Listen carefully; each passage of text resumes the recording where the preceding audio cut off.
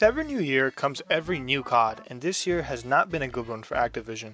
Black Ops 7 has been a nightmare in all aspects of the game, and we really need to talk about it. There's been a lot of doom posting about Black Ops 7 lately, and it gets kind of hard to differentiate between people being party poopers and actual constructive criticism. So in my super humble opinion, I would like to talk about Black Ops 7 and my thoughts on this whole situation. But first, let me know what you guys really think about Black Ops 7 in the comments below, and while you're there, it would be really helpful if you guys liked and subscribed. Anyway, let's just face it, this game fucking sucks. This might be the worst Call of Duty ever released, and to be honest, it's battling Mind's Eye for the worst game of 2025. We should start off with the worst part of the cancer that is Black Ops 7, and that is the campaign. Before we even get into the actual campaign, note that it is always online and co-op. If there's anything that Payday 3 has taught me, it is that always online is always garbage. You can't even pause and you'll get kicked if you're idle for too long, and there's no checkpoints. The campaign feels like the devs watched Inception and just decided to plagiarize like the lazy bums they are. The boss fight at the end is terrible. I don't know what type of LEGO Marvel Superheroes Galactus boss they were cooking, but it was not it. Mr. Raffle Waffles in a reaction video talked about how Activision has been trying to make boss AI previously in Black Ops 6 Zombies maps and probably just reused it for the campaign. Yeah, I mean, the thing is, for a Zombies fan, you look at this and you're like, well, it kind of makes sense. They were doing big AI zombie bosses in BO6, so they were probably building the technology to do big AI bosses, and then they had it built and they were like, well, we have to ship Black Ops 7 now. We can do big stuff. We haven't done that much before, so let's do it. But yeah, if you're just like a campaign guy that wants like a grounded campaign with a bit of that Treyarch sauce, yeah. This just goes to show you how lazy these devs are and that you're paying $70 for a glorified Black Ops 6 DLC. Some people are calling this the worst COD campaign ever, and from what I've seen, I'm inclined to agree.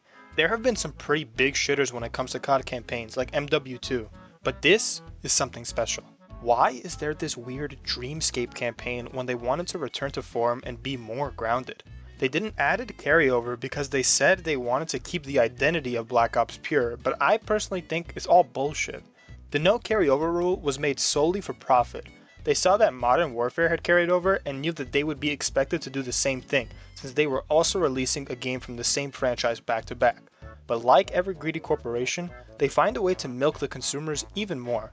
And while they do it, they trick them into thinking it was the player's idea and that they're on the player's side. Speaking of Call of Duty's greed, there is even more AI art, which I didn't even know was possible. At this point, the cover art for the next COD should just be AI. They aren't even trying to hide it anymore. They openly admit to using AI, not just for art, but to replace the voice actors too. Activision has to be the most embarrassing company of all time. Every day that passes, I hope more and more that the next COD flops just so they can see where they've gone wrong. COD can never truly fall off though, it's just too big of a franchise. They could sell a completely AI generated game and it would still sell tens of millions. I really do love this franchise and I've been playing it for so long, so it does suck to see how far things have fallen. Their greed has been their downfall and it is very much deserved. To go on a better note though, let's talk about the multiplayer. From what I've heard, multiplayer has experienced a lot of good changes and is relatively okay. Aim assist has been a very big topic in the COD community, and apparently it's been turned down a lot for Black Ops 7. However, this gives people mixed opinions about it. Some people think it's too much, while others think this nerf has been coming for a very long time. They nerfed aim assist, careers would be lost overnight. Yeah, I'm gonna be honest with you, playing against those people is hard. Like, I feel like a shitty human being playing against those people. Yeah! I'm gonna beat that! For sure! I think this game is far gone on the mouse and keyboard, I'm gonna be honest. Controller players have dominated COD since its inception, and I think it's one of the few multiplayer games where controllers are on the same level or better than mouse and keyboard. In Black Ops 7, Treyarch has made two separate modes of matchmaking. Normal matchmaking, which is just SBMM, and then there's open matchmaking, which is no SBMM. Don't let them sit there and try to repurpose regular low skill based matchmaking as quote open matchmaking or like a specialized matchmaking. That was the default for years. That is normal matchmaking. Do not let them sit there and gaslight and try to push this skill based matchmaking is called normal and open is considered this like special or niche thing. Open is the regular matchmaking. That is the original matchmaking. Like FaZe Jeff said, Treyarch's phrasing is incredibly odd here, since they're calling the mode with skill-based matchmaking the normal mode, when in reality, COD has always functioned without skill-based matchmaking prior to MW 2019. MW 2019 really did a number on Call of Duty as a whole, and changed how multiplayer is structured. Camo grinding is a new thing ever since, and Black Ops 7 has the easiest camo grind yet. Each year, it seems like they dumb it down enough so players could indulge in their slop and check their pointless boxes easier. Camo grinding is a new multiplayer essentially, so they're trying their hardest to streamline it as much as possible. The maps, however, are much better than Black Ops 6 on launch, and are just good in general. I haven't heard the COD community compliment launch maps in so long, so I'm guessing it must be really good here. Other than that, everything else about multiplayer is decent. Score streaks, operators, and weapons are good. I will say that the prestige icons look so similar to AI, but I can't really tell, so you guys tell me in the comments below. Now moving on to my favorite game mode out of the three, Zombies. Zombies has been the best from what I've heard, which makes me really happy. Firstly, having the OG crew back has given me mixed feelings. On one hand, I do love being able to play with these iconic characters again with their stellar performances. But on the other hand, this feels like it's spitting in the face of the Black Ops 4 ending, which I thought was a perfect way to conclude the decade-long Ether saga. I do also think we need a new crew to make our main crew, which we still have, but it feels like they're not fleshed out enough.